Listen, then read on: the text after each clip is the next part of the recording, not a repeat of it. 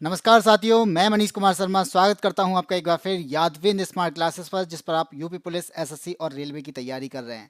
जैसा कि आपको पता है कि 9 बज चुके हैं और 9 बजे आपका एक सेशन स्टार्ट होता है जो आपकी साइंस की क्लासेस का होता है, जिसमें मैं आपको साइंस पढ़ाता हूं। और मैंने साइंस में आपकी फिजिक्स को कंप्लीट करा दिया है, जिसकी प्लेलिस्ट आपको चैनल पर मिल जाएगी। उसमें मैंने आपकी क्लासेस करा दी हैं। जिन्होंने वो क्लासेस नहीं देखी हैं, क्योंकि वो चैप्टर वाइज क्लासेस हैं, तो वो इंपॉर्टेंट क्लासेस हैं, तो इसलिए आप अगर वो क्लासेस आपने नहीं देखी हैं तो आप उन क्लासेस को जाके देख सकते हैं। बाकी अभी जो क्लासेस चल रही हैं वो आपकी बायोलॉजी की क्लासेस चल रही हैं, जिसमें मैंने आपको 2 क्लासेस दे दी हैं। और दूसरी क्लासेस में, दोनों क्लासेस में मैंने आपको अलग अलग चैप्टर के बारे में बताया है। पहली क्लास में जो था आपका, उसमें मैंने आपको ब्रांचेस के बारे में बताया था। दूसरी जो क्लासेस है, इसमें मैंने आपको सेल्स के बारे में बताया था, यानी एनिमल सेल्स के बारे में बात की थी, यानी सेल क्या होती है और एनिमल सेल क्या होती है, हमने उसके बारे में बात की थी। इसके बाद में आज की जो क्लास होने वाली है, वो आज आपकी किसकी क्लास होने वाली है, वो आपकी पादप कोशिका की क्लास होने वाली है, यानी प्लांट सेल की क्लास होने वाली है। तो वो क्लासेस भी आपके लिए इंपॉर्टेंट बनती है, क्योंकि सेल्स के बारे में जब भी आता है तो एनिमल सेल्स और प्लांट सेल्स दोनों से क्वेश्चन पूछे जाते हैं। तो मैंने ये आपको बता दिया था कि सेल क्या होती है, ठीक है। सेल के बारे में बता दिया था, सेल की खोज किसने की थी इसके बारे में बता दिया था। सेल के अंदर क्या क्या ऑर्गेनल्स होते हैं, माइटोकॉन्ड्रिया, गोल्जी काय, ईआर, यानी और उसके अलावा बहुत सारी चीज़ें, यानी न्यूक्लियस भी होता है। न्यूक्लियस की खोज किसने की थी, प्रोटोप्लाज्म क्या होता है, साइटोप्लाज्म क्या होता है, न्यूक्लियोप्लाज्म क्या होता है, ये सारे चीज़ें हम सीख चुके थे। अब जो हम पढ़ने वाले हैं वो हम अब पादप कोशिका यानी प्लांट सेल्स के बारे में पढ़ने वाले हैं। इस प्लांट सेल से रिलेटेड आपके बहुत सारे क्वेश्चन पूछे जाते हैं, इसलिए ये भी इंपॉर्टेंट बनता है। इसलिए बात करते हैं आपके प्लांट सेल्स के बारे में। तो प्लांट सेल्स के लिए मैं आपको बता दूं कि मैंने आपको सेल्स के बारे में, है तो वही सिस्टम, यानी सेल्स के बारे में हमने जो पढ़ा था, जो एनिमल सेल्स में पढ़ा था, वही सारी चीज़ें आपकी प्लांट सेल्स के अंदर आती हैं, लेकिन कुछ चीज़ें एक्स्ट्रा मिल जाती हैं। जैसे मैंने आपको बताया था कि जो प्लांट सेल होती है उसमें आपकी जैसे सेल बॉल पाई जाती है, लेकिन एनिमल सेल में सेल बॉल नहीं पाई जाती है। बाकी माइटोकॉन्ड्रिया आपका प्लांट सेल में भी पाया जाता है, एनिमल सेल में भी पाया जाता है। एंडोप्लाज्मिक रेटिकुलम भी आपका पाया जाता है, दोनों में। इसी तरीके से जो चीज़ें इसमें नहीं पाई जाती हम उनके बारे में आज पढ़ने वाले हैं। चलिए आज की बात में करते हैं। तो मैंने आपको बताया था कि हम मोटिवेशन, सबसे पहले आपके लिए ये चीज़ हमने नई स्टार्ट की है। वैसे तो आप बहुत क्लासेस में चलती है, लेकिन मैं आपके लिए नई चीज़ इसलिए कही है क्योंकि हमारी क्लास में आते आते लोगों का कहते हैं ना कि बहुत सारी क्लासेस ले चुके होते हैं, रात का टाइम होता है, तो इस टाइम तक दिमाग जो है काम करना बहुत ही, मतलब शांति चाहता है, सोना चाहता है, यानी वो एक रेस्ट चाहता है। लेकिन रेस्ट से बेटर होता है कि कहीं ना कहीं हम एक चीज़ यानी 1 घंटे की क्लास और कर, इसके बाद में अपना प्रैक्टिस सेट करने के, यानी प्रैक्टिस करने के बाद में उसके बाद नींद लें, वो ज़्यादा बेटर होता है। और इसी चीज़ के लिए हमने आज आपका मोटिवेशन, जो आपको सामने यहाँ पे दिखाई दे रहा होगा कि एक व्यक्ति इतने पहाड़ को धक्का दे रहा है, लेकिन ये पहाड़ नहीं है, एक तरीके से आपकी जिम्मेदारी है, जिस जिम्मेदारी को निभाना है। और इस जिम्मेदारी के साथ साथ ये पर हमें जॉब पाने के लिए इतने सारे सिलेबस, एक तरीके से आप इससे सिलेबस समझ सकते हो,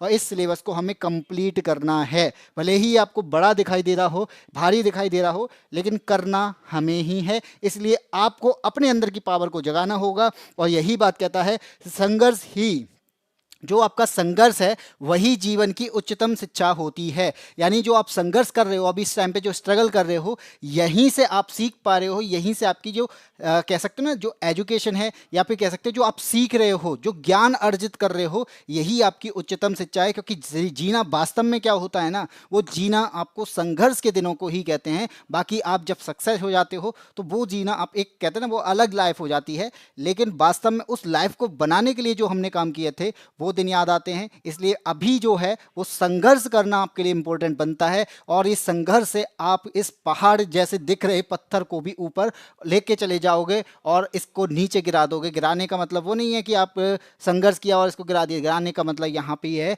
कि हमने इतनी सारी जो रिस्पॉन्सिबिलिटी है, इस रिस्पॉन्सिबिलिटी को आगे लेके चले हैं। ठीक है, तो इसी के साथ में आज हम क्या करने वाले हैं, आज हम प्लांट सेल्स को पढ़ने वाले हैं। तो सबसे पहले मैंने संघर्ष की बात की, तो संघर्ष से रिलेटेड मैं आपको एक और चीज़ बता दूं कि हमारा एक बैच आ रहा है जिसका नाम है संघर्ष। और इस संघर्ष बैच में आपको करना क्या है, आपको मैथ्स पढ़ना है, और वो भी आपका जीरो लेवल से। यानी अगर आपको मैथ्स नहीं आता है तो आप जीरो लेवल से हाई लेवल तक पहुंचने के लिए हमारे साथ में जुड़ सकते हो। और वो यादविन स्मार्ट क्लासेस की ऐप पर मिलेगा। आपको क्या करना पड़ेगा, ऐप को डाउनलोड करना पड़ेगा और डाउनलोड करने के बाद में वहाँ पे होम पेज में आपको संघर्ष बैच मिलेगा और संघर्ष बैच को ज्वाइन करना पड़ेगा। उसके लिए आपको पे करना पड़ेगा 199 और इतनी कम फीस में आपको इतनी अच्छी तैयारी मिलने वाली है कि आप उस 199 के बाद में सोचोगे कि हाँ, ये जो हमारी तैयारी हुई है इसके हिसाब से ये जो फीस है इसके अकॉर्डिंग हमें बहुत कुछ मिला है। इसलिए मैं आपको पहले ही बता देता हूं कि हम 199 में आपके लिए कोर्स नहीं, आपके लिए एक जॉब लेके आने वाले हैं। तो इस तरीके से आपको जॉब को अगर पाना है तो सबसे पहले हमारे संघर्ष बैच के साथ में जुड़ना पड़ेगा और उस संघर्ष के दिन ही आपको याद आएंगे। इसलिए हमने बैच का नाम भी आपका क्या रखा है, संघर्ष रखा है। तो इसी के साथ में हम स्टार्ट करते हैं पादप कोश का यानी प्लांट सेल के बारे में। और इस प्लांट सेल के बारे में आपको बहुत सारी चीज़ें पहले ही बता चुका हूँ मैं, तो एनिमल सेल में भी बहुत सारी चीज़ों को बता चुका हूँ और वो सामने आपके है। ठीक है, जैसे प्लांट सेल होती है इसी तरीके से एनिमल सेल होती है। ये हम पढ़ चुके थे कि जो आपके सेल थ्योरी दी थी स्लीडन स्वान ने, तो उन्होंने भी बताया था कि जितने भी आपके जीव हैं, पौधे हैं, सभी कोशिकाओं से बने होते हैं। और उन्होंने इसके बाद में बिरचो आए और बिरचो ने क्या किया कि बिरचो ने ये बताया कि इसमें एक और थ्योरी को ऐड किया, यानी सेल थ्योरी को ही मॉडर्न कह सकते हैं, जो मॉडर्न बनाया। और उसमें एक और चीज़ ऐड की कि जो हमारी सेल्स होती हैं वो नई बनती रहती हैं, लेकिन नई बनती कैसे हैं, वो पुरानी कोशिकाओं से ही नई बनती हैं। ये बात बताने वाले कौन थे, ये बात बताने वाले रे बिरचो थे, जिन्होंने अपनी सेल थ्योरी यानी सेल थ्योरी को मॉडर्न किया। ठीक है, सैड गर्ल जय हिंद भाई, सैड गर्ल जय हिंद, रंजीत कुमार गुड इवनिंग। तो चलिए क्लास को स्टार्ट करते हैं। इस क्लास में सबसे पहले मैं अपने जो साथी हैं, जितने भी साथी मेरे साथ में जुड़ रहे हैं सभी से कहना चाहूँगा भाई गुड इवनिंग। गुड इवनिंग के साथ में आपको करना है चैनल को, जो भी हमारा वीडियो चल रहा है इस वीडियो को शेयर करना है।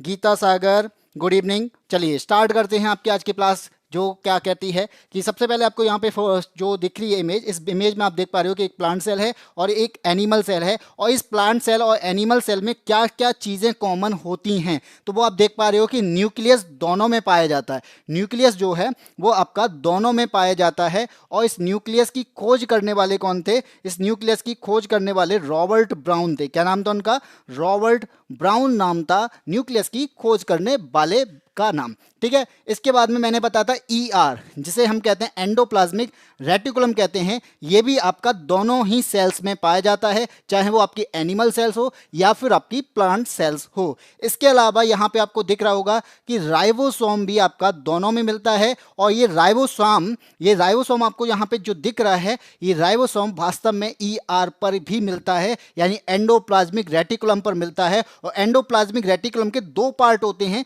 जिसे कह सकते हैं एक होता है रफ और एक होता है आपका कैसा है, स्मूथ। तो जो राइबोसोम है वो आपका कहाँ मिलेगा, वो आपका रफ पे मिलेगा या फिर स्मूथ पे मिलेगा। तो याद रखना कि रफ जो एंडोप्लाज्मिक रेटिकुलम होता है, रफ एंडोप्लाज्मिक रेटिकुलम, इस पर ही आपका क्या मिलता है, राइबोसोम्स मिलता है। और राइबोसोम्स को हम क्या कहते हैं, प्रोटीन फैक्ट्री कहते हैं। ये बात हम पहली क्लास में समझ चुके हैं। इसके बाद मैं बता दूं कि जो आपको ये क्लोरोप्लास्ट दिख रहा है, ये क्लोरोप्लास्ट आपका केवल प्लांट सेल्स में दिखेगा। क्लोरोप्लास्ट जो है वो आपका प्लांट सेल्स के अंदर मिलता है। यानी जो आपका देख पा रहे हो, क्लोरोप्लास्ट की वजह से जो पत्तियों का रंग होता है, यानी इसके अंदर क्लोरोफिल पाया जाता है, जो कि जिसकी वजह से पत्तियां कैसी होती हैं, हरे कलर की होती हैं। ठीक है, हाँ बिल्कुल सेट गर्ल रॉबर्ट ब्राउन है। इसके बाद में बढ़ते हैं गोल्जी एपरेटस, जो कि दोनों में पाया जाता है।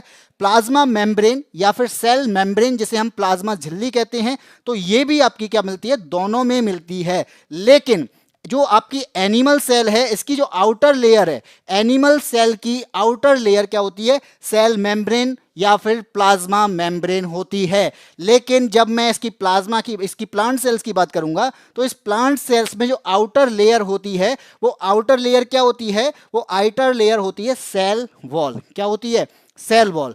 तो यहां पर प्लांट सेल में सेल वॉल मिलता है, आउटर लेयर, और एनिमल सेल में क्या मिलता है, आउटर लेयर। सर आपकी क्लास में काफ़ी दिन के बाद आए हैं। अच्छा जी गीता सागर, हमारी क्लास में बाकी सबकी क्लास में आते हो, तो फिर इसका मतलब आप यार थोड़ा सा ये बात सही नहीं है कि आप लोग मेरी क्लास में नहीं आ रहे हो। काफ़ी दिन बाद आप आ रहे हो, रोज़ाना आया करो। ठीक है, क्योंकि मैं भी सबसे बड़ी बात यह है कि मैं ही रोज़ाना नहीं आता हूँ, तो रोज़ाना कैसे आओगे। मैं अब धीरे धीरे चीज़ें सही होती जा रही हैं, तो आपको क्लासेस भी रोज़ाना मिलती रहेंगी, क्योंकि बहुत सारी प्रॉब्लम्स हमारे साथ में भी चल रही हैं, जिसकी वजह से आपकी क्लासेस जो है वो थोड़ी सी नहीं हो पाती हैं, यानी कई सारी चीज़ें। इसलिए हम क्लास जब रोज़ाना देंगे तो आप भी आएंगे। आगे वर्क करते हैं। ठीक है, साइटोप्लाज्म की बात करते हैं तो साइटोप्लाज्म क्यों होता है, साइटोप्लाज्म होता क्या है, तो मैं बता दूं कि जो आपका जो द्रव्य पाया जाता है सेल्स के अंदर, तो सेल्स के अंदर जो है वो जो द्रव्य पाया जाता है वो द्रव्य जो है वो दोनों में मिलेगा, वो एनिमल सेल में भी मिलेगा और वो प्लांट सेल में भी मिलेगा। सर एक्सीडेंट हो गया था, अच्छा एक्सीडेंट हो गया था भाई, ऐसा कुछ मत करो, एक्सीडेंट हो जाता फिर उसके बाद में 2 महीने 3 महीने हम जो रेस्ट पे रहते हैं तो उसमें पढ़ाई भी नहीं हो पाती है और फिर हम बहुत सारा पीछे हो जाते हैं, क्योंकि रेगुलरिटी हर चीज़ के लिए चाहिए, चाहे वो आपकी पढ़ाई हो चाहे और भी कुछ काम हो, तो रेगुलरिटी बहुत ज़रूरी है। अगर मैं अपने पढ़ाने की बात करूँ तो इसमें भी रेगुलरिटी बहुत ज़रूरी है, जो मैं भी नहीं कर पा रहा हूँ, तो इसलिए मैं ज़रूर कहूँगा कि रेगुलरिटी बहुत ज़रूरी है। तो इसलिए ऐसी चीज़ों से दूर रहो, हो सकता है जितना बचा जा सके उन चीज़ों से बचो, क्योंकि जब 2 से 3 महीने में पीछे हो जाते हैं ना, फिर उसके बाद में पढ़ने बैठते हैं कोई दिक्कत नहीं है। गीता सागर ऐसा कुछ नहीं है, एक्सीडेंट मेरा भी हुआ था, मैं भी 2 से 3 महीने बैठा रहा था, मुझे भी पता है इस चीज़ों के बारे में। तो चलें बात करते हैं आज का पहला क्वेश्चन। अब मैंने आपको बहुत सारी चीज़ें बहुत सारी डिटेल आपको बता दी है, अब बात करते हैं आज का पहला क्वेश्चन जो है, वो पहला क्वेश्चन आपके सामने आ चुका है कि यहाँ पे कहता है कि जो पादप कोशिकाएं जो होती हैं यानी प्लांट सेल जो होती हैं, इनमें मौजूद किसकी मात्रा, यहाँ पे आएगा गैप आएगा जो मतलब बता रहा है कि यहाँ पे बताना है कि किसकी मात्रा संचालन को सुगम बनाने के लिए कोशिकाओं की संरचनाओं को में परिवर्तन कर देती है। तो जो पादप कोशिका हो चाहे वो एनिमल सेल हो, तो इसमें किसकी मात्रा है जो आपका सेल होती है उस सेल की फंक्शनिंग करने में जिसकी वजह से फंक्शनिंग करने में चेंज आ सकता है। तो इनमें से कौन सा आंसर होगा? ऑप्शन ए कहता है कि जल, बी कहता है हार्मोन, सी कहता है विद्युत रासायनिक स्पंद और डी यहाँ पे है प्रोटीन। तो इसका आंसर क्या होगा? हार्मोन बताया है गीता सागर ने, तो मैं बता दूं कि इसका आंसर जो होने वाला है कि इसका जो आंसर होने वाला है, देखो आपको पता है सेल्स के अंदर जो मिलता है वो जल ज़्यादा मिलता है। क्या मिलता है?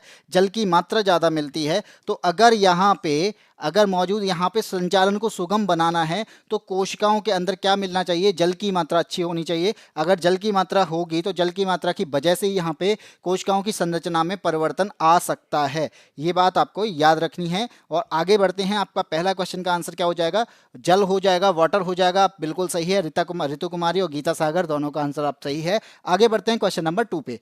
2 क्या कहता है यहाँ पे कि जब हम यहाँ पे कहते हैं कि पौधों को किसकी ऊर्जा यानी ऊर्जा की मात्रा की आवश्यकता कम होती है, पौधों को एनर्जी की ज़्यादा ज़रूरत नहीं होती है, उसका रीजन क्या है? सामने आपसे पूछा जा रहा है कि पौधों को ऊर्जा की कम आवश्यकता होती है यानी एनर्जी की ज़रूरत ज़्यादा नहीं होती है। क्यों नहीं होती है? ऑप्शन ए कहता है कि भाई उनमें अत्यधिक मृत कोशिकाएं यानी डेड सेल्स पाई जाती हैं इस वजह से। बी कहता है कि केवल ऊंचाई में बढ़ते हैं इसलिए उन्हें एनर्जी की ज़रूरत नहीं होती है। और सी क्या कह रहा है? वे अपना भोजन स्वयं बनाते हैं इसलिए उन्हें एनर्जी की ज़रूरत नहीं है, और हम लोग खुद नहीं बनाते हैं, हम तो दूसरे पे डिपेंड होते हैं। डी क्या कह रहा है? वे ऑक्सीजन का उत्पादन करते हैं इस वजह से उन्हें एनर्जी की ज़रूरत नहीं होती है। तो इसका आंसर क्या होने वाला है कि पौधों को जो एनर्जी है उसकी कम ज़रूरत क्यों होती है? तो जल्दी से आंसर बताइए क्या होगा? गीता सागर, ऋतु कुमारी, क्या आंसर होने वाला है? जल्दी से बताइए क्या होगा।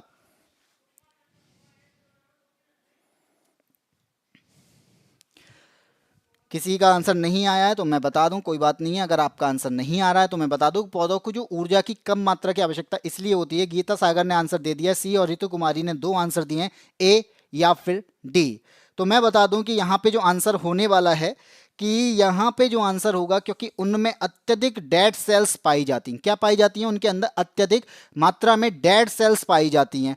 अब आप एक बात बताओ, हम लोग जो हैं वो एक जगह से दूसरी जगह भी जाते हैं, ठीक है, हम लोग अपने हाथ को इस तरीके से भी घुमाते हैं, हम लोग कुछ चीज़ों को उठाते भी हैं, हमें चोट भी लगती है, तो बहुत सारी चीज़ें होती हैं, हम एक्सरसाइज भी करते हैं। तो यहाँ पे क्या होता है कि हमें अपने शरीर को क्या करना होता है? एक्टिव रखना होता है। और जब हमें एक्टिव रखना होगा तो हमारे पास में क्या होगा? हमें एनर्जी की ज़रूरत होगी। शिखा कुमारी का आंसर आया ऑप्शन ए, बिल्कुल सही है। तो हमें एनर्जी की ज़रूरत उस टाइम पे होती है ज़्यादा।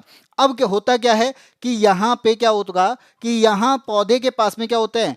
पौधे के पास में से जैसे प्लांट टिश्यू की बात करूं तो टिश्यू जो होते हैं वो सिंपल और कॉम्प्लेक्स 2 टाइप के होते हैं। तो यहाँ पे जो जैसे जैसे आपके अंदर पौधे के अंदर स्क्लेरन कायमा होता है, तो स्क्लेरन कायमा जो होता है उसकी वजह से पौधे में छाल बनती है, यानी जो आप देखते हो पौधे का ऊपरी भाग जो होता है, ऊपरी की लेयर जो होती है वो छाल होती है, ठीक है।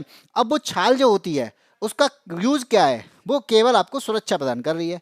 लेकिन वो एक्टिव यानी उसकी वजह से क्या होगा, वो डेड सेल्स होती है। वो होती क्या है, वो वास्तव में एक डेड सेल्स होती है। तो पौधा कहीं जाएगा ही नहीं, एक्ट यानी कहीं जाता नहीं है, कहीं मूव नहीं करता है, तो उसको एनर्जी की इतनी ज़रूरत नहीं होती है। इसलिए इसके पास में क्या होगा, इसके पास में डेड सेल्स की मात्रा ज़्यादा होती है। अगर डेड सेल्स नहीं होती, एक्टिव सेल्स होती, तो पौधे को भी एनर्जी की जरूरत होती। लेकिन अब यहाँ पे क्या है, डेड सेल्स की मात्रा अधिक ज्यादा हो जाने की वजह से इसको ऊर्जा की मात्रा नहीं होती है। क्योंकि हम लोग क्या है, भोजन की तलाश में भी चलते हैं, हम लोग एक जगह से नीचे भी जाते हैं, ऊपर भी आते हैं, उस पर भी चढ़ते हैं, सीढ़ियों पे चढ़ते हैं, भागते हैं, दौड़ते हैं। तो हमारे पास में क्या है, डेड यहाँ पे सेल्स जो हैं एक्टिव रहती हैं, सेल डिवीजन होते रहते हैं। तो इस वजह से क्या होता है, इस वजह से हमें एनर्जी की जरूरत होती है। ठीक है, इतनी बात समझ में आई। इसका ऑप्शन नंबर ए क्यों है वो मैंने आपको बता दिया। क्वेश्चन नंबर 2 का ऑप्शन नंबर ए जिन लोगों ने दिया है वो बिल्कुल सही है।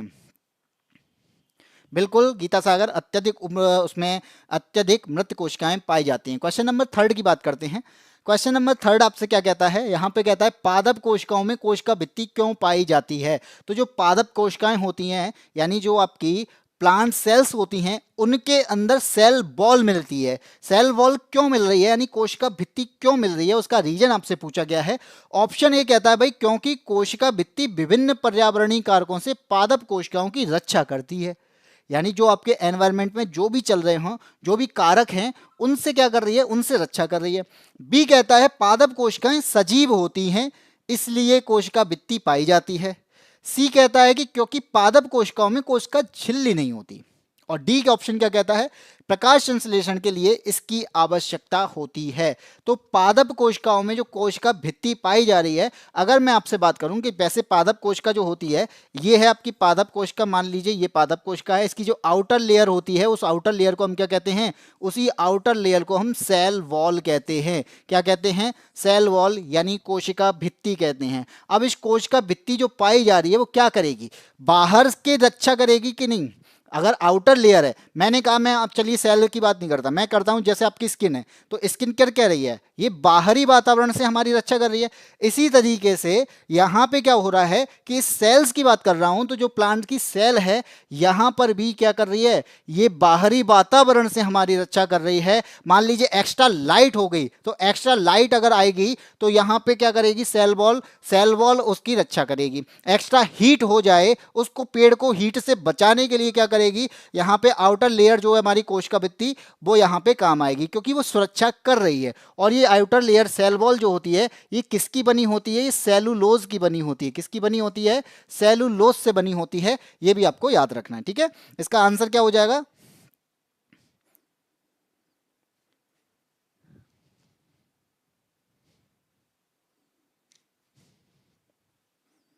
चलिए इसका आंसर क्या हो जाएगा कि कोशिका भित्ति विभिन्न पर्यावरणीय कारकों से पादप कोशिकाओं की रक्षा करती है। ये मैंने बता दिया था कि ये करती क्या है, आउटर लेयर है, और आउटर लेयर बाहरी वातावरण जो होता है उससे रक्षा करती है। ऑप्शन ए यहाँ पे सही हो जाएगा। ठीक है, सैड गर्ल ऋतु कुमारी ने ऑप्शन नंबर ए बताया। सर आंसर नहीं दिखता है, आप आगे रहते हैं। ओके, अब मैं साइड में हो जाया करूंगा, मैं बिल्कुल ही गायब हो जाया करूंगा। ठीक है, गीता सागर का आंसर ए है, सैड गर्ल ने आंसर दे दिया ऑप्शन नंबर ए। आगे बढ़ते हैं क्वेश्चन नंबर 4 पे। क्वेश्चन नंबर 4 आपसे क्या कहता है, अब मैं बिल्कुल साइड हूं, अब आपको आंसर देना है। कहता है कोशिका में केंद्रक के अतिरिक्त जो न्यूक्लियस होता है, न्यूक्लियस में आपको पता है डीएनए पाया जाता है, न्यूक्लियस में डीएनए पाया जाता है, ये आप सभी जानते हैं। तो डीएनए कोशिका के अतिरिक्त यानी केंद्रक के अतिरिक्त कहाँ और पाया जाता है, ये क्वेश्चन पूछा जा रहा है कि निम्न में से किन दो कोशिकाओं के अंदर, कोशिकांगों के अंदर डीएनए और राइबोसोम्स पाए जाते हैं। ऑप्शन आपके सामने है कि प्लास्टिड और माइटोकॉन्ड्रिया। बी कहता है लवक यानी प्लास्टिक और गोल्जी का, प्लास्टिक नहीं है, प्लास्टिड है, ये भी याद रखना। ठीक है, सी है माइटोकॉन्ड्रिया और गोल्जी का है, और डी है माइटोकॉन्ड्रिया और लाइसोसोम। एएसपी का आंसर आ चुका है 4th का ए, सैड गर्ल ने आंसर दे दिया है डी। बाकी और लोगों का आंसर क्या आ रहा है, चलिए मैं बता दूं कि यहाँ पे मैं बता दूं कोशिका के यानी केंद्रक के अतिरिक्त जो मिलता है हमें, वो हमें कहाँ मिलता है, ये भी आप बताओ कि वो मिलता है आपका किसके अंदर, माइटोकॉन्ड्रिया के अंदर मिलता है। माइटोकॉन्ड्रिया के अलावा किसके अंदर डीएनए पाया जाता है, तो याद रखना वो प्लास्टिड के अंदर पाया जाता है, प्लास्टिड के अंदर। और प्लास्टिड से क्या देखोगे आप ना, क्लोरोप्लास्ट, प्लास्टिड करता क्या है, लवक क्या करता है, रंग देता है, और रंग देने वाला आपका क्या है, क्लोरोप्लास्ट है। तो आपने सुना होगा कि क्लोरोप्लास्ट की वजह से क्या होता है, क्लोरोफिल पाया जाता है, क्लोरोफिल की वजह से पत्तियों का रंग जो होता है वो कैसा होता है, हरा होता है। ठीक है, तो यहाँ पे इनके अपने डीएनए होते हैं, माइटोकॉन्ड्रिया और प्लास्टिक का अपना ही डीएनए होता है। और ये करते क्या हैं, महत्वपूर्ण रसायन जो होते हैं, महत्वपूर्ण केमिकल्स हैं, इनका निर्माण भी ये करते हैं। इस वजह से इनके अंदर क्या पाए जाते हैं, इनके अंदर डीएनए पाया जाता है।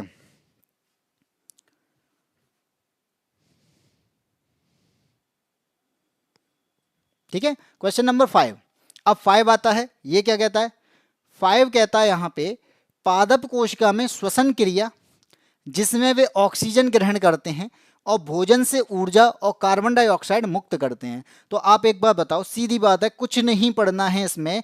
एक बात याद रख लो कि रेस्पायरेशन, सेलुलर रेस्पायरेशन, ये मैंने आपको पहली क्लास में ही बताया था। क्या बताया था कि जो सेलुलर रेस्पायरेशन होता है, सेलुलर रेस्पायरेशन, ये किसके अंदर होता है, ये मैंने पहली ही क्लास में बता दिया था। हमें कुछ नहीं याद रखना कि बाकी की लैंग्वेज क्या कहती है। यहां पे बात आ गई श्वसन क्रिया की, तो श्वसन क्रिया जो होती है सेल्स के अंदर, जो श्वसन क्रिया होती है वो हमेशा याद रखना वो माइटोकॉन्ड्रिया के अंदर होती है। किसके अंदर होती है, सेलुलर रेस्पायरेशन हमेशा माइटोकॉन्ड्रिया के अंदर होता है। और ये क्या करता है, ये ऊर्जा का निर्माण करता है, यानी एटीपी में ऊर्जा बनाता है। माइटोकॉन्ड्रिया क्या करता है, एटीपी में ऊर्जा का निर्माण करता है। और इसके अलावा हम इसे क्या कहते हैं, पावर हाउस ऑफ सेल्स कहते हैं। ये पावर हाउस सेल्स का पावर हाउस कहलाता है। ठीक है जी, इसका आंसर क्या हो जाएगा, 5 का डी आंसर हो जाएगा। बिल्कुल सही है, एएसपी का आंसर, सैड गर्ल का आंसर बिल्कुल सही है।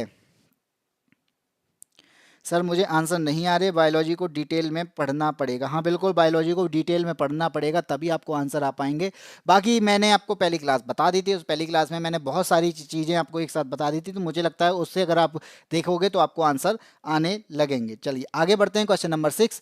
क्वेश्चन नंबर 6 क्या कहता है, 6 यहाँ पे कहता है कि जो अपशिष्ट उत्पाद होते हैं, जैसे हम कहते हैं हमारे अंदर भी क्या होते हैं, वेस्टेज होती है। तो हम अपने द्वारा, यानी एनिमल सेल है, एनिमल सेल क्या करेगी, अपने वो भी तो वेस्टेज वेस्टेज निकालते हैं, हम अपने अंदर से वेस्टेज निकालते हैं। इसी तरीका से पादप भी, यानी जो पौधे होते हैं ये भी अपने अंदर से वेस्टेज को निकालते हैं और कहीं ना कहीं स्टोर कर लेते हैं। तो वेस्टेज को कहां पर स्टोर किया जाता है, ये क्वेश्चन आपसे पूछा जा रहा है। क्वेश्चन की लैंग्वेज ये है कि अवशिष्ट उत्पादों को पादप कोशिका के अंदर कहां संचित किया जाता है, यानी जो वेस्टेज होती है उस वेस्टेज को कहां पे स्टोर किया जाता है। ऑप्शन ए कहता है गोल्जी काय के अंदर, बी कहता है रसधानियों के अंदर, सी है लाइसोसोम के अंदर, और डी है आपका माइटोकॉन्ड्रिया के अंदर। तो बाकी चीजों के बारे में हम पढ़ चुके हैं। रसदानी के बारे में बता दूं, रसदानी जो होती है वैक्यूल्स होती है, इसे क्या कहते हैं, इसे इंग्लिश में हम वैक्यूल्स कहते हैं। और वैक्यूल्स जो होती है ये आपके पादप कोशिकाओं में क्या करती है, पादप कोशिकाओं में जो अपशिष्ट पदार्थ होते हैं, जो वेस्टेज होती है, उस वेस्टेज को स्टोर करता है। वैक्यूल्स वेस्टेज को स्टोर करता है, ये बात भी आपको याद रखनी है। रितु सिस्टर एएसपी भाई से बोल दो मुझे अनब्लॉक कर दें। क्यों, क्या हो गया ऐसा, 10th में बायोलॉजी पढ़ी थी तब से नहीं पढ़ी है। 6 का बी आंसर, सैड गर्ल का वैक्यूल्स।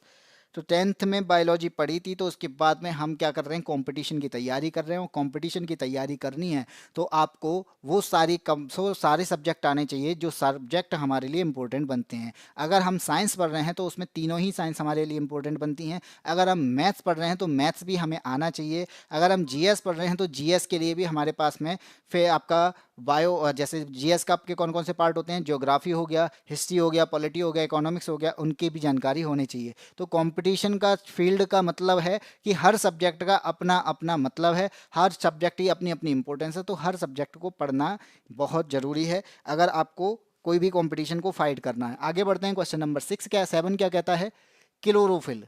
क्लोरोफिल वर्णक कोशिका के इनमें से किस घटक में मौजूद होता है। तो मुझे लगता है इसका आंसर तो आप तुरंत दे दोगे कि क्लोरोफिल जो है वो इनमें से किस में मौजूद होता है। क्लोरोफिल का काम क्या होता है, क्लोरोफिल के अंदर जो चीज़ें पाई जाती हैं, फोटोसिंथेसिस में हेल्प करता है। ये क्लोरोफिल करता क्या है, जो फोटोसिंथेसिस होता है, प्रकाश संश्लेषण होता है, इस प्रकाश संश्लेषण में हेल्प करता है। अब प्रकाश संश्लेषण होता है तो इसके अंदर क्या मौजूद होता है, तो यहाँ पे क्या मौजूद होता है बताइए।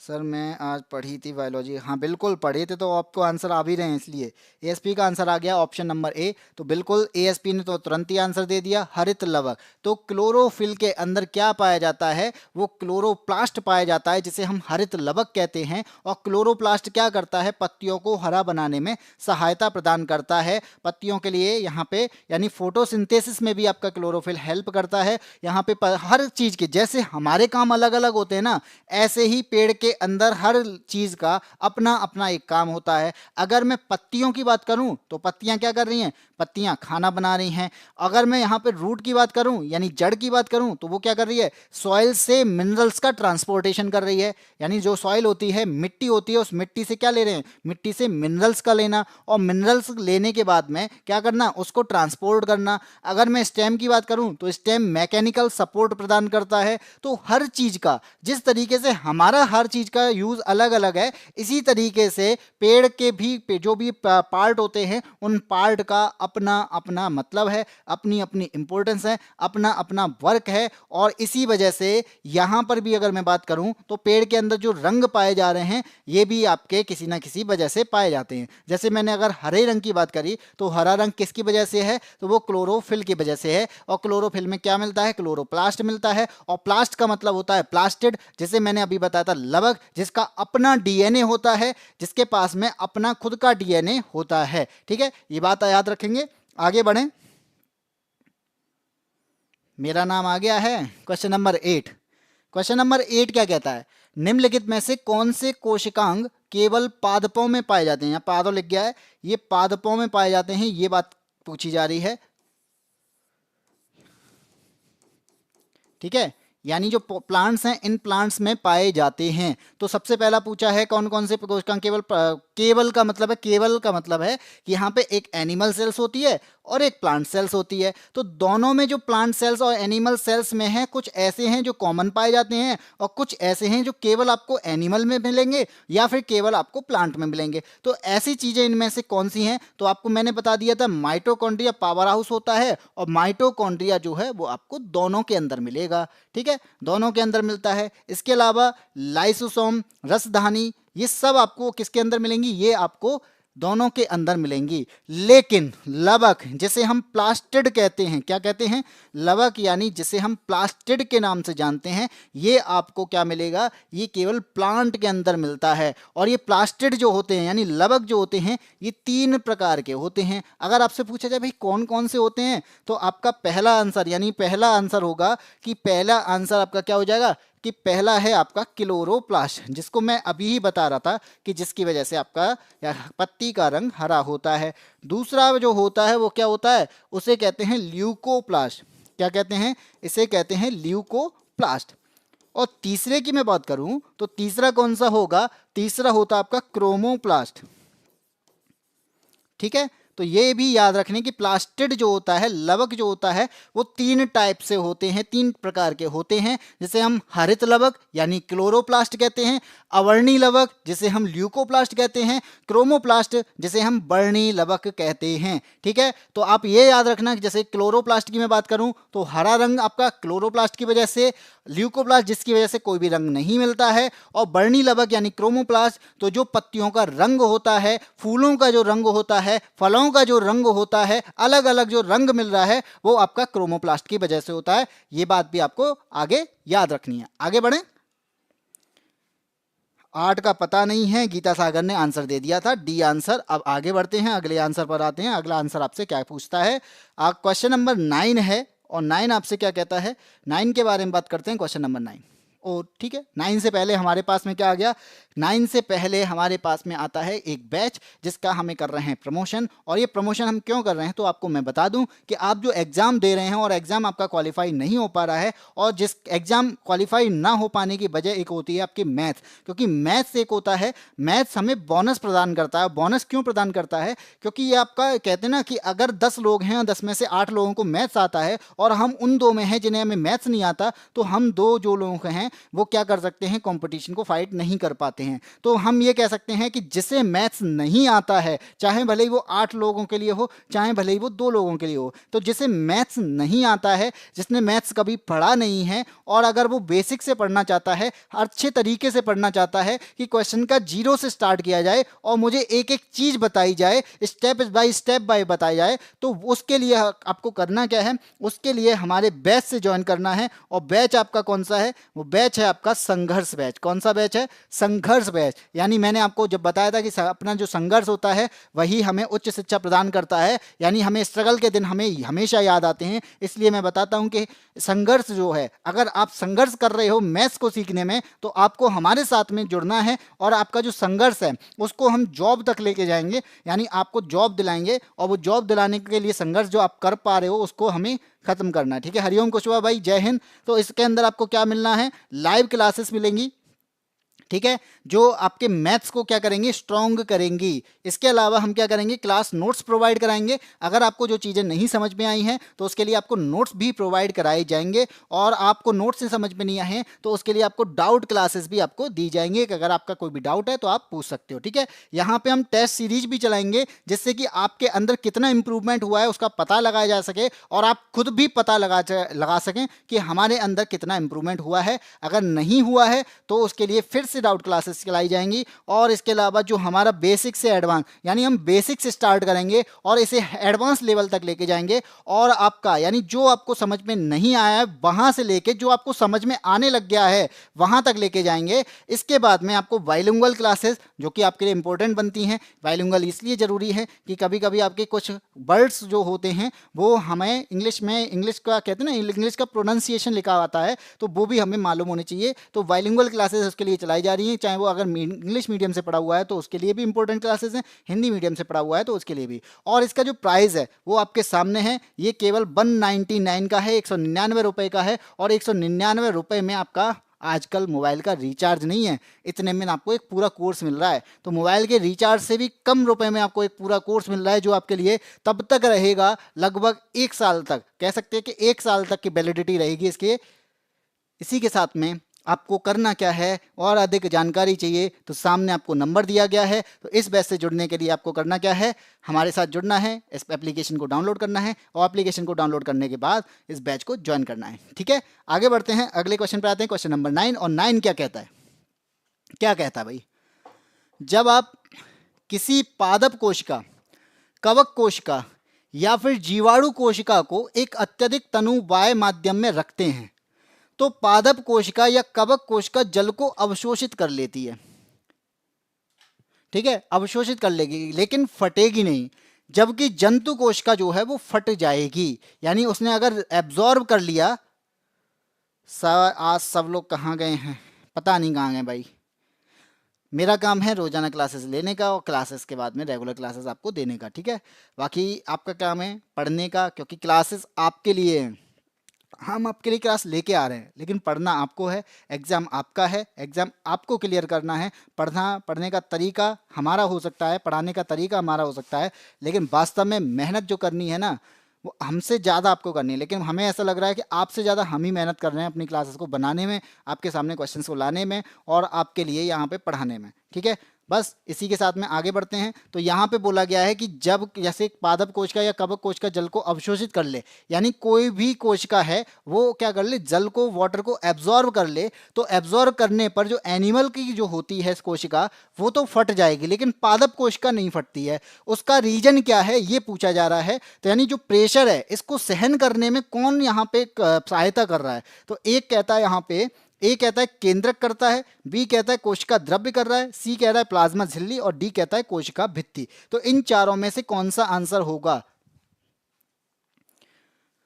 हरिओम कोशिका भित्ति। हरिओम कुशवाहा ने आंसर दे दिया है, तो बिल्कुल सही आंसर दिया है कि मैंने आपको बताया था कि जो आपके यहाँ पे कोशिका भित्ति होती है, यानी प्लांट सेल के अंदर जो कोशिका भित्ति होती है जिसे हम सेल वॉल कहते हैं, क्या कहते हैं, सेल वॉल कहते हैं, जो कोशिका के लिए यानी प्लांट सेल की आउटर लेयर होती है, जिसे हम क्या कहते हैं, आउटर लेयर होती है। वो आउटर लेयर करती क्या है, वो हमें सुरक्षा प्रदान करती है। इसके अलावा जो वाटर का एब्जॉर्प्शन है, यानी वाटर को जो एब्जॉर्ब कर रहे हैं, अगर वाटर की मात्रा एब्जॉर्ब ज़्यादा हो जाए तो ज़्यादा हो जाने पर जो प्रेशर पड़ता है उस प्रेशर को सहन करने में मदद कौन करेगा, तो प्रेशर को सहन करने में मदद करती है आपकी सेल वॉल, क्योंकि सेल वॉल जो होती है वो आपकी मजबूत होती है। और इसके अलावा एनिमल सेल्स की बात करूं तो एनिमल सेल्स में क्या होता है, तो एनिमल सेल्स में सेल मेम्ब्रेन होती है, केवल आउटर लेयर जो होती है वो सेल मेम्ब्रेन होती है।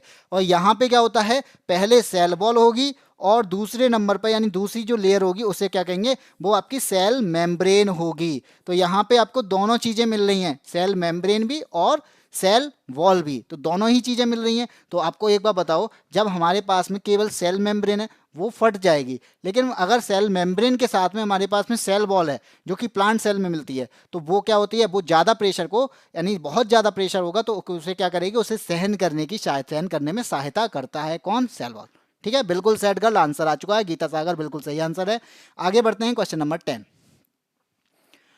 अब आता है आपका अगला क्वेश्चन जो कहता है एरेनकाइमा जो सेल्स होती हैं, एरेनकाइमा सेल्स जो होती हैं जिसे हम वायुतक कोशिकाएं कहते हैं, ये वायुतक कोशिकाएं कहाँ पाई जाती हैं, यानी किसके अंदर पाई जाती हैं।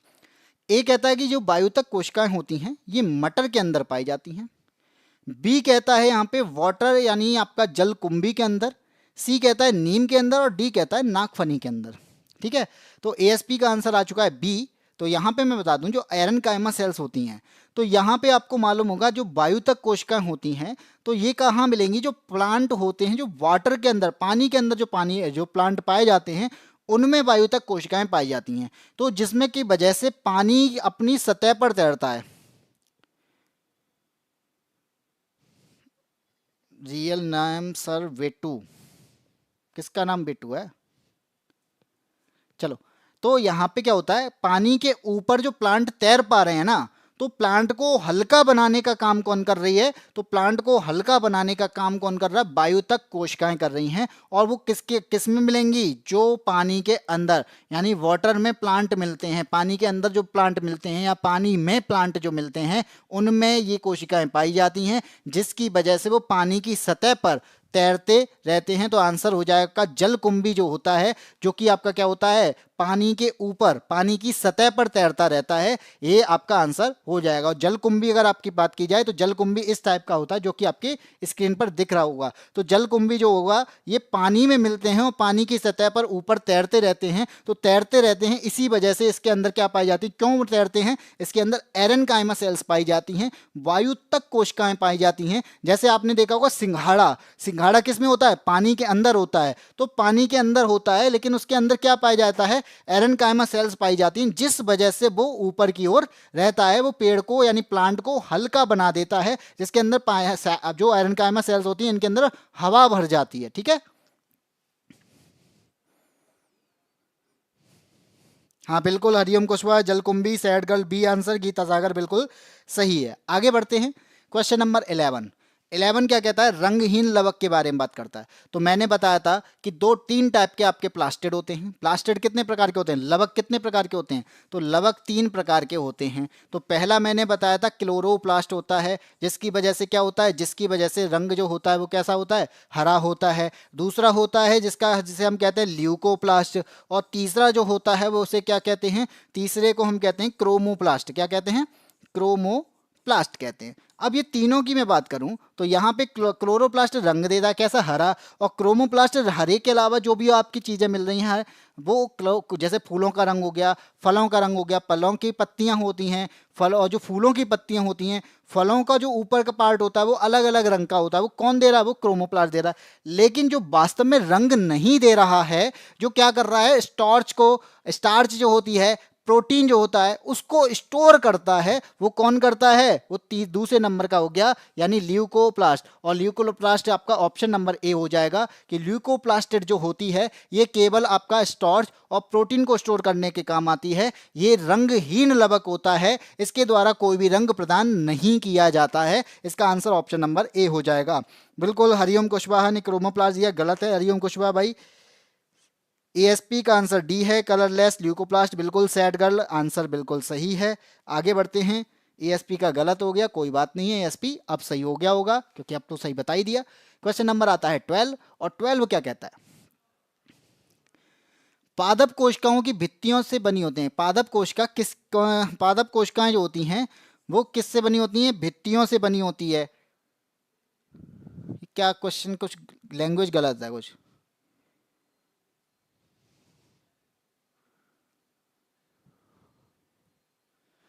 इसमें ही आएगा, पादप कोशिकाओं की जो भित्तियां हैं वो किससे बनी होती हैं, यहाँ पे गैप है। ठीक है, पादप कोशिकाओं की जो भित्तियां होती हैं या वो किससे बनी होती हैं, या फिर कह सकते हैं जो सेल बॉल होती है वो सेल बॉल किससे बनी होती है। वो आपके सामने ऑप्शन है साइटोसॉल, कोशिका द्रव्य, सेलुलोज और ग्लूकोज। तो ये मैंने आंसर आपको बता दिया था। आंसर आ चुका है हरिओम कुशवाहा का सेलुलोज। एएसपी का आंसर है बिल्कुल सही है, सैड गर्ल का बिल्कुल सही है। तो जो लोग सही आंसर दे रहे हैं वो बिल्कुल, यानी सेलुलोज जो है वो जो बिल्कुल सही आंसर है। सेल बॉल जो होती है वो किससे बनी होती है? सेलुलोज से बनी होती है। अगर मैं आपसे बोलूं कि ये तो होगी आपकी प्लांट सेल की, एक होता है कवक जिसे मैं कहता हूं फंजाई। क्या कहते हैं? फंजाई। इस फंजाई की जो आपकी सेल वॉल होती है, फंजाई की सेल वॉल जो होती है ये किससे बनी होती है? जैसे मैंने आपने वो दिया कि जो आपका प्लांट सेल होता है, ये प्लांट सेल की जो कोशिका भित्ति होती है वो सेलुलोज की बनी होती है। ठीक है, आपके सेलुलोज की बनी होती है। लेकिन अगर मैं यहाँ पे बोल दूं कवक जो होता है, इस कवक की जो सेल वॉल होती है यानी कोशिका भित्ति होती है वो किसकी बनी होती है? बहुत इंपॉर्टेंट क्वेश्चन है, कई बार पूछा गया है। बता दीजिए आंसर क्या होगा। गीता सागर का आंसर है सेलुलोज, तो सेलुलोज का इसका आंसर सेलुलोज सही है। लेकिन सेल वॉल जो होती है किसकी? फंजाई की सेल वॉल जो होती है उसका आंसर क्या हो जाएगा? उसके लिए आंसर होगा आपका काइटिन। तो यहाँ पे अब अगर आपसे पूछा जाए कि जो फंजाई होता है, कवक जो होता है, उसकी सेल वॉल जो होती है वो किससे बनी होती है? वो काइटिन से बनी होती है। ये बात आपको याद रखनी है। बाकी जो प्लांट सेल्स होते हैं उनकी जो सेल वॉल होती है वो सेलुलोज से बनी होती है, लेकिन फंजाई की काइटिन से बनी होती है। हम आर्ट के स्टूडेंट हैं तो क्या हो गया भाई, अगर आप कंपटीशन की तैयारी कर रहे हो तो आप बस इस कंपटीशन के फील्ड के स्टूडेंट हो। ठीक है, तो वहां पे आपको क्या करना होता है? वहां पे आपको तैयारी सबकी करनी होती है। वहां पे ये कोई एक्सक्यूज नहीं चलते। ये कह सकते हो कि जब हम 10th 12th पढ़ रहे होते हैं तो 10th 12th में जिस स्ट्रीम को हम लेते हैं तो हम उस स्ट्रीम के स्टूडेंट होते हैं। लेकिन जब हम कंपटीशन के फील्ड में जाते हैं तो कंपटीशन के फील्ड में जो जो सब्जेक्ट यानी जो भी सिलेबस होता है उस सिलेबस को हमें पूरा कंप्लीट करना होता है। वहाँ पे कोई भी एक्सक्यूज़ नहीं चलता कि मैं आर्ट से पढ़ के आया हूँ तो मेरे लिए ये इंपॉर्टेंट नहीं है, या मैं साइंस से पढ़ के आया हूँ तो मेरे लिए दूसरा सब्जेक्ट इंपॉर्टेंट नहीं है। तो आपके लिए यानी अगर साइंस वाला है तो वो जीएस को नहीं पढ़ेगा फिर तो, और अगर जो आर्ट से पढ़ के आया है वो मैथ्स को नहीं पढ़ेगा, साइंस को नहीं पढ़ेगा। तो भाई फिर हम कंपटीशन के फील्ड में कर क्या रहे हैं? कंपटीशन के फील्ड में हो तो आपको उन सारे सब्जेक्टों को फोकस करना है, उन सारे सब्जेक्ट को कवर करना है जो उस फील्ड के लिए इंपॉर्टेंट बनते हैं। तो एक्सक्यूज नहीं बनते हैं। ठीक है, पढ़ाई बनती है, इसलिए पढ़ाई करो। सर ये क्वेश्चन यूपीएससी में पूछा था, तो भाई यूपीएससी का जो आपका सीट कहते हैं ना, जो पहला एग्जाम होता है जैसे सी सेट कहते हैं, तो सी सेट में ऐसे ही क्वेश्चन ही बनते हैं जो आपका लगभग एसएससी का फाउंडेशन कह सकते हो। एसएससी का यूपीएससी का जो फाउंडेशन होता है वो लगभग एसएससी सीजीएल के इक्वल हो जाता है। बिल्कुल इक्वल नहीं होता, लेकिन हाँ उस लेवल तक के क्वेश्चन उसमें पूछ लिए जाते हैं। चलिए आगे बढ़ते हैं अगले पर। हरिओम कुशवाहा भाई नेट खत्म हो गया, मैं उसमें तो मैं कुछ नहीं कर सकता भाई। क्वेश्चन नंबर 13, पौधों में कोशिका भित्ति का निर्माण करने वाले जटिल कार्बोहाइड्रेट को क्या कहा जाता है?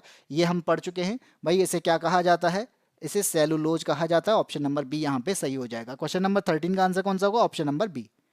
ठीक है सर, मेरे से गलत हो गया है, कोई बात नहीं है, गलत हो गया तो मैंने आपको सही बता दिया। ऋतु कुमारी का ऑप्शन नंबर बी बिल्कुल सही है, और ये सैड गर्ल ने भी आंसर दे दिया ऑप्शन नंबर बी।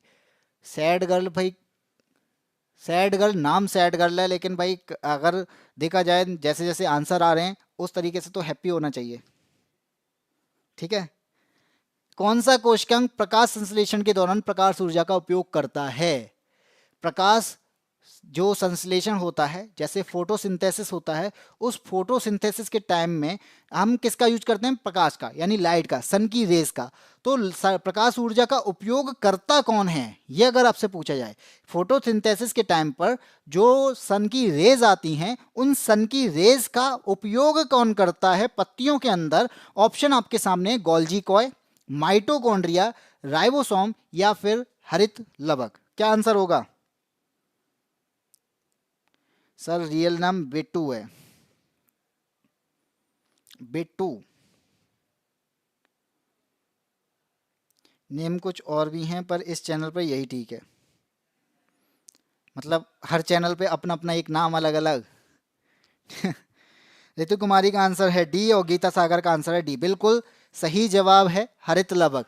यानी जो आपका क्लोरोप्लास्ट होता है, ये क्लोरोप्लास्ट किसके अंदर पाया जाता है? पत्तियों के अंदर मिल रहा है, और किसकी वजह से? हरा रंग है। और यहाँ पे क्लोरोप्लास्ट जो हेल्प करता है प्रकाश संश्लेषण, यानी क्लोरोफिल जो होता है वो प्रकाश संश्लेषण यानी फोटोसिंथेसिस में हेल्प करता है। लेकिन उस प्रकाश ऊर्जा का उपयोग करने वाला इस क्लोरोफिल के अंदर जो क्लोरोप्लास्ट होता है वो इसका यूज करता है। ठीक है, आंसर इसका मिल चुका है। आगे बढ़ते हैं, 14 का आंसर हो गया डी। 15 की बात करते हैं, क्वेश्चन नंबर 15। अब आपसे पूछा जाए कि क्लोरोफिल में कौन सा तत्व होता है जो उसके अंदर उपस्थित होता है? उसके अंदर क्या मिलता है? एल्यूमिनियम मिलता है, या फिर कैल्शियम मिलता है, मैग्नीशियम मिलता है, या फिर आयरन मिलता है? तो क्लोरोफिल, अगर मैं यहां पे बात कर रहा, क्लोरोफिल के अंदर हम कह रहे थे क्लोरोप्लास्ट। अब क्लोरोफिल में तत्व की बात की जाए, किसी एलिमेंट की बात की जाए, तो वो कौन सा एलिमेंट होगा जो इसके अंदर पाया जाता है? कुछ लोग मेरे नाम से डिस्टर्ब हो जाते हैं। सैड गर्ल का आंसर ऑप्शन नंबर डी है, आयरन होता है। नहीं जी, क्लोरोफिल के अंदर आयरन नहीं, क्लोरोफिल के अंदर जो पाया जाता है वो मैग्नीशियम पाया जाता है। इस बात को आप याद रख लेना कि अगर आपसे क्वेश्चन पूछा जाए, और पूछा भी गया है कि क्लोरोफिल के अंदर कौन सा तत्व, कौन सा एलिमेंट पाया जाता है, और ये आपका 2021 में पूछा गया था। और 2021 के अलावा ये ग्रुप डी के पेपर में भी पूछा गया, एनटीपीसी के पेपर में भी पूछा गया है। इसके अलावा ये एएलपी के पेपर में पूछा गया, एसएससी के पेपर में भी ये कई बार पूछा गया है। तो इसको रट लेना। ठीक है सर, 14 का था। हाँ गीता सागर, मैग्नीशियम, सैड गर्ल मैग्नीशियम बिल्कुल सही है। क्वेश्चन नंबर 16 की बात करते हैं। अब यहाँ पे बात आती है कि निम्नलिखित में से कौन सा वर्णक फलों और सब्जियों के रंगों के निर्धारण के लिए जिम्मेदार है? तो जो फलों का रंग जो होता है वो अलग अलग कलर का होता है, सब्जियों का जो रंग होता है वो अलग अलग कलर का होता है। तो वो जो किस वजह से होता है? जैसे आपने कहा कि भाई टमाटर जो होते हैं वही लाल होते हैं, गाजर जो होती है वो भी लाल होती है, लेकिन जो आपकी मिर्च होती है वो हरी होती है। और अगर मैं बात करूं फल की, तो आम जो होता है वो लगभग हरा भी होता है, कुछ टाइम बाद वो पीला भी हो जाता है। ठीक है, तो ये सारी चीज़ें जो हो रही हैं, यानी अलग अलग जो रंग मिल पा रहे हैं वो किस वजह से मिल पा रहे हैं, इसके लिए कौन सा तत्व है, कौन सा वर्णक है? अब वर्णक तो आप कहोगे भाई क्रोमोप्लास्ट अगर आंसर होता, क्लोरोप्लास्ट, ल्यूकोप्लास्ट और क्रोमोप्लास्ट। अगर ये तीन में से कुछ होता है तो हम क्रोमोप्लास्ट लगा देते। लेकिन अब उसने पूछा क्या है? इस क्रोमोप्लास्ट के तत्व पूछे हैं। तो इसमें क्रोमोप्लास्ट के अंदर हिमोसाइनिन होता है, मेरोसाइनिन होता है, एंडोसाइनिन होता है, एंथोसाइनिन होता है। तो किसकी वजह से फलों का, सब्जियों का रंग जो है वो अलग अलग मिलता है? तो क्या आंसर हो जाएगा?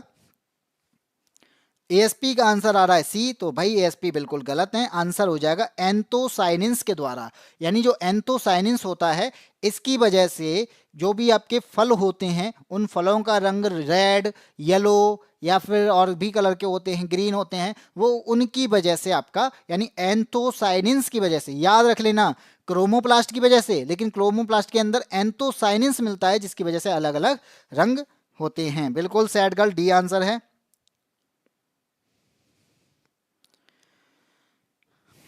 यूपीएससी के पेपर में मैथ से गिर गए थे। हाँ जी, मैथ से, मैथ क्या मैंने बताया था ना, मैथ्स के लिए आपको करना क्या है, आप संघर्ष पे से जुड़ सकते हो अगर आपको पढ़ना है बहुत अच्छे से, क्योंकि यहाँ पे हम जीरो लेवल से स्टार्ट करने वाले हैं। अगर आपका कोई भी, अब मैं कहता हूँ ये हम केवल एसएससी को यहाँ पे फोकस नहीं करने वाले, जितने भी एग्जाम हुए, जितने भी आपके एग्जाम होते हैं, लगभग 99% एग्जाम जैसे होते हैं जिसमें मैथ्स पूछा ही जाता है, तो उन सब के लिए ये इंपॉर्टेंट रहने वाला है। इसलिए अगर आपको मैथ से डर लगता है तो आप हमारे साथ में जुड़ सकते हैं। ठीक है, आगे बढ़ते हैं। पौधों में पाए जाने वाला नीला, बैगनी या लाल फ्लेवनॉइड वर्णक किसकी उपस्थिति के कारण होता है? आंसर क्या होगा? कैरोटीन, एंथोसाइनिन, जैंथोफिल और क्लोरोफिल। तो यहाँ पे आपका आंसर क्या हो जाएगा? ये हम अभी पढ़ चुके हैं कि कोई भी नीला, बैगनी या लाल रंग जो होता है, यानी फलों में या सब्जियों में जो लाल रंग होता है या अलग अलग रंग जो मिलते हैं, वो एंथोसाइनिन के द्वारा, एंथोसाइनिन्स के द्वारा यहाँ पे मिलते हैं। ठीक है, यानी कौन सा पिगमेंट होता है? वो एंथोसाइनिन्स पिगमेंट होता है। 17 का आंसर हो जाएगा बी। एएसपी का आंसर सही है। सैड गर्ल का आंसर सही है। ऋतु कुमारी का बिल्कुल सही है। रीमा यादव ने भी आंसर बी दिया है। आगे बढ़ते हैं। Question number 18। 18 क्या कहता है? 18 यहाँ पे कहता है कि निम्न में से कौन सा कोशिकांग यानी कौन सा ऑर्गेनल है जो पादप कोशिकाओं में पाया जाता है लेकिन पशु कोशिका में यानी एनिमल सेल्स के अंदर नहीं मिलता? इनमें से ऐसा कौन सा है जो आपको प्लांट सेल्स में तो मिल रहा है लेकिन एनिमल सेल्स जो होती है उसके अंदर नहीं मिलता है? तो आंसर क्या हो जाएगा? क्लोरोप्लास्ट, एंडोप्लाज्मिक रेटिकुलम, माइटोकॉन्ड्रिया और राइबोसोम। तो इनमें से आंसर क्या होगा? आपको पता है राइबोसोम जिसे प्रोटीन की फैक्ट्री कहा जाता है, वो प्लांट सेल और एनिमल सेल दोनों में मिलती है। और आपको पता है माइटोकॉन्ड्रिया की बात करूंगा तो माइटोकॉन्ड्रिया जिसे पावर हाउस ऑफ सेल्स कहते हैं, ये भी आपको कहाँ मिलेगा? प्लांट सेल्स के अंदर और एनिमल सेल्स दोनों के अंदर मिलता है। और मैं अगर बात करूँ एंडोप्लाज्मिक रेटिकुलम, जहाँ आपको जो दो टाइप का होता है जिसे हम SER के नाम से जानते हैं और RER के नाम से जानते हैं। एस का मतलब होता है स्मूथ एंडोप्लाज्मिक रेटिकुलम और आर का मतलब होता है रफ एंडोप्लाज्मिक रेटिकुलम, जहां पे आपका क्या मिलता है? प्रोटीन मिलता है या फिर राइबोसोम मिलता है। तो RER यानी रफ एंडोप्लाज्मिक रेटिकुलम पे आपका क्या मिलता है? राइबोसोम। जब राइबोसोम मिल रहा है तो एंडोप्लाज्मिक रेटिकुलम भी मिलेगा। बचा क्या आपके अंदर? ऑप्शन नंबर ए क्लोरोप्लास्ट बचा। क्लोरोप्लास्ट जिसकी वजह जो कहाँ मिलता है? प्लांट सेल्स के अंदर मिलता है, केवल प्लांट सेल्स के अंदर मिलता है। ठीक है, आंसर आपका मिल चुका है। आंसर बिल्कुल, हाँ जी बिल्कुल। सैड गर्ल, गीता सागर, ऋतु कुमारी बिल्कुल सही आंसर है। रीमा यादव का आंसर बी। किसका है भाई? बी। क्वेश्चन नंबर 19 और आज का ये आपका आखिरी क्वेश्चन है और क्या कहता है? निम्नलिखित में से कौन सा घटक पत्तियों को हरा रंग प्रदान करता है? भाई ये बहुत ही इजी क्वेश्चन है, मुझे लगता है इसका आंसर सबको पता होगा और सब इसका आंसर दे सकते हैं। क्या आंसर होगा? पानी, नाइट्रोजन, क्लोरोफिल और यूरिया। सभी को पता होगा इसका आंसर। ऋतु कुमारी का आंसर आ चुका है ऑप्शन नंबर सी। और जो लोग यहाँ पे मुझे पता है सभी लोग सी के साथ में जाने वाले हैं। तो पत्तियों का जो हरा रंग होता है वो क्लोरोफिल के कारण होता है और क्लोरोफिल के अंदर जो वर्णक मिलता है जिसका नाम है क्लोरोप्लास्ट, यानी प्लास्ट जिसे हम प्लास्टिड कहते हैं यानी लवक कहते हैं। और लवक आपके 3 टाइप के होते हैं जिसमें से एक आपका क्लोरोप्लास्ट है, जिसकी वजह से पत्तियों का हरा रंग होता है। ठीक है, इतनी बात आपको समझ में आ चुकी होगी।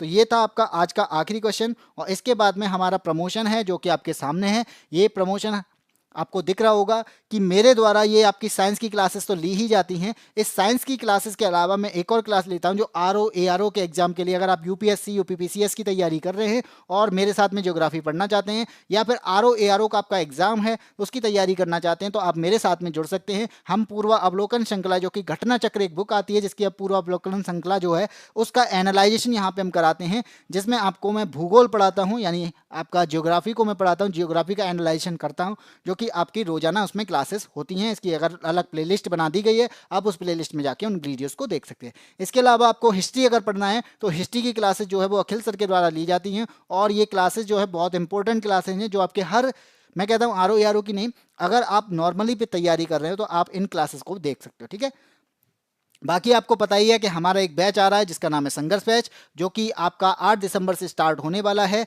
जो आपके लिए बहुत इंपॉर्टेंट रहने वाला है और ये आपका 199 रुपये मात्र में मिलने वाला है। बाकी इसकी डिटेल मैंने आपको क्लास में बताई दी थी और आपको अगर ये क्लासेस लेनी है तो आपको यादबेन स्मार्ट क्लासेस का ऐप डाउनलोड करना है और आप उस पर जाके क्लासेस ले सकते हैं। और बाकी आपको बता सकते हैं कि आपको जो बायोलॉजी की क्लासेस मिल रही हैं, जो मैं चैप्टर वाइज क्लासेस दे रहा हूँ, ये क्लासेस आपको कैसी लग रही हैं? अगर आपको समझ में आता है तो करना क्या है, अगर क्लासेस आपको अच्छी लग रही हैं, समझ में आ रही हैं, तो चैनल को सब्सक्राइब करना है और सब्सक्राइब के साथ में करना क्या है, वीडियो को लाइक करना है और अपने उन साथियों को भेजना है जो वास्तव में तैयारी कर रहे हैं और सीरियस तैयारी कर रहे हैं। ठीक है, मजाक वाली नहीं, सीरियस तैयारी कर रहे हैं, तो आप उन लोगों को भी भेज सकते हैं। सर जी मैं हॉटस्पॉट कनेक्ट करके आया हूँ। भाई हॉटस्पॉट बहुत देर में मिला है आपको भाई, हॉटस्पॉट मिलने के बाद में क्लासेस हो गई ख़त्म।